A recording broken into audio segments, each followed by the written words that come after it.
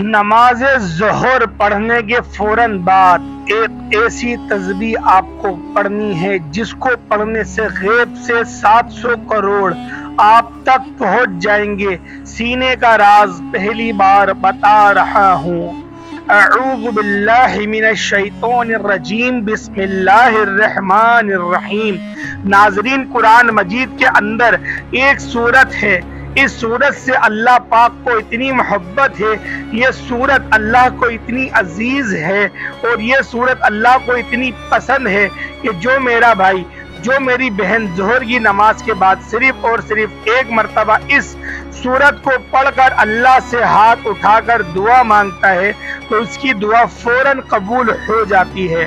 ناظرین، اگر آپ کو اس پوری دنیا کی سلطنت چاہیے، آج تک آپ کو جو نہیں ملا، آج اس سورت کو ایک مرتبہ ظہر کی نماز کے بعد پڑھ کر دیکھ لیں۔ اس سورت کو پڑھنے کے بعد آپ ہاتھ اٹھا کر جو بھی مانگیں گے، آپ کے ہاتھ بعد میں نیچے آئیں گے، آپ کی دعا پہلے قبول ہو جائے گی۔ اور دعا مانگنے کے فوراً بعد 1 سے 2 گھنٹے کے اندر آپ اپنی آنکھوں سے دیکھیں گے معجزات۔ جو کچھ آپ نے اللہ سے مانگا ہے فوراً آپ کو مل جائے گا۔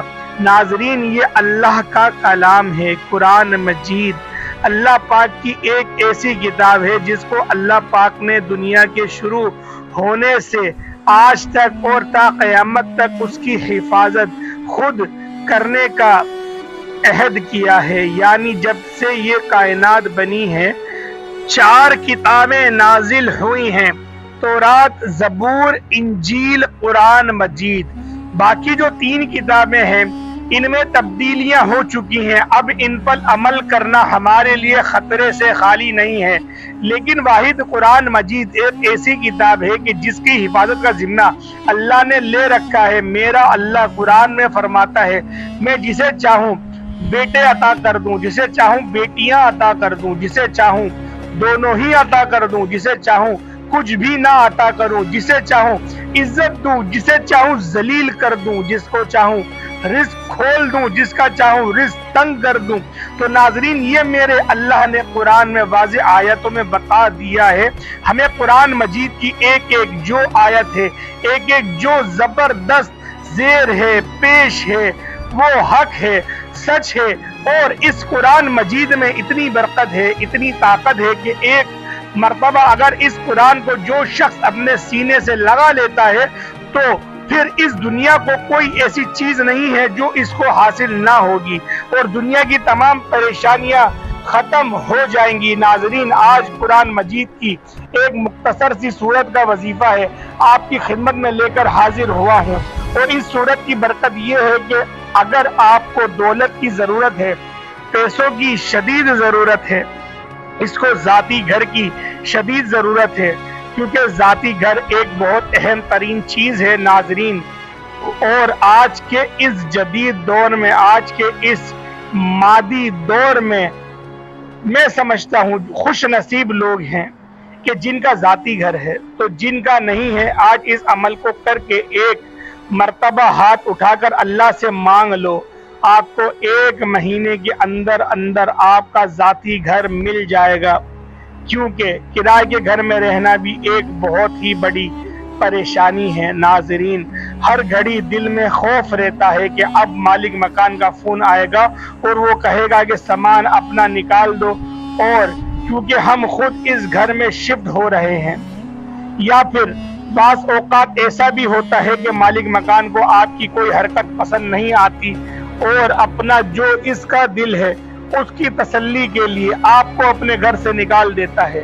اور ہر سال یہ فکر ہمیں ستاتی ہے کہ اگلے سال کہاں منتقل ہوں گے، اور گھر کی جو منتقلی ہے یہ بھی ایک بہت بڑی مصیبت ہے ناظرین۔ اور اس کے علاوہ اگر آپ بیمار ہیں، آپ اپنا علاج کروانا چاہتے ہیں، اچھے ڈاکٹر کو اپنا چیک اپ کروانا چاہتے ہیں، اس عمل کو کرنے کے فوراً بعد اللہ پاک آپ کے رزق کو وسیع اور کشادہ فرما دے گا۔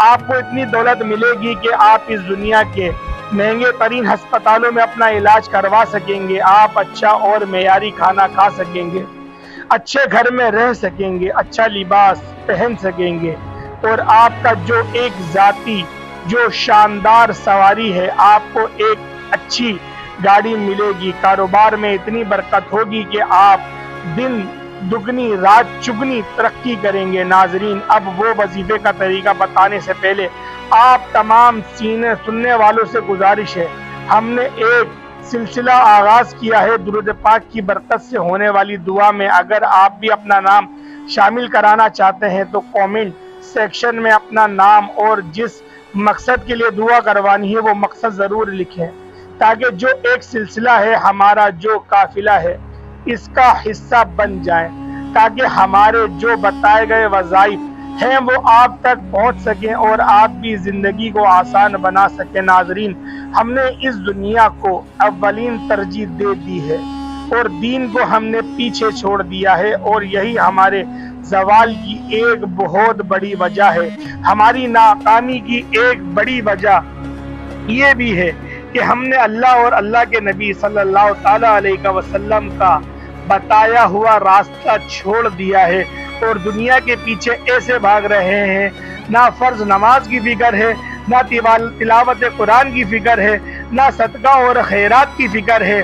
हम सुस्ताई हैं और बाद में परेशान रहते हैं और इधर उधर हम फिर सड़ते फिरते रहते हैं कि हमें ये क्या हो रहा है हमारे साथ, हमारी तो जिंदगी दुश्वार हो रही है। तो नाज़रीन, इस मुश्किल वक्त से निकाल कर एक रास्ता आपको बता रहा हूँ, अल्लाह की कसम, अगर आपने अमल कर लिया सारी जिंदगी आप इस बंदा नाचीज को दुआ देंगे। इस वजीफे को आप एक मर्तबा कर लें, सारी जिंदगी में आपको एक मर्तबा इस अमल को करना है। मुख्तसर सा एक अमल है, और जो लोग रोज जोहर की नमाज के बाद इस सूरत को पढ़कर, यानी फर्ज नमाज पढ़ने के फौरन बाद, हाथ उठाने से पहले, दुआ मांगने से पहले, और वो इस सूरत को एक मर्तबा पढ़कर अल्लाह से दुआ मांगते हैं, तो अल्लाह उनसे ऐसी ऐसी गैबी मदद की करता है कि आज अगर आपको मैं इनके नाम गिनवाना शुरू कर दूं और जो मोजज़ात मैंने अपनी आंखों से देखे हैं,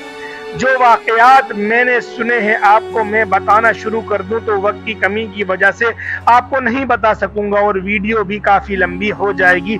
नाजरीन, मुख्तसर बात यह है कि आपने सिर्फ इस वजीफे को अपने हाथ में करना है, अपने सीने से लगा लेना है।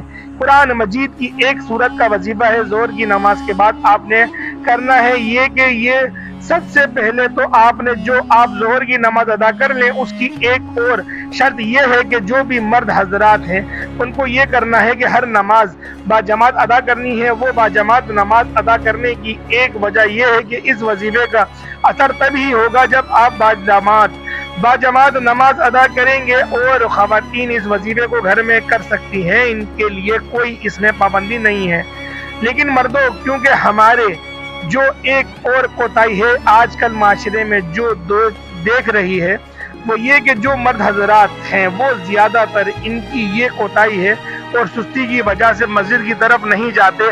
अब इस अमल को करने से पहले आप जो मर्द हजरात हैं उन्होंने ये कोशिश करनी है कि 5 वक्त की जो नमाज है वो बाजमात अदा करनी है, और जोहर की नमाज के बाद आप इस सूरत को पढ़ेंगे। इंशाअल्लाह इसके असरात और फ़ायदे और बरकतें आप अपनी आंखों से देखना शुरू कर देंगे।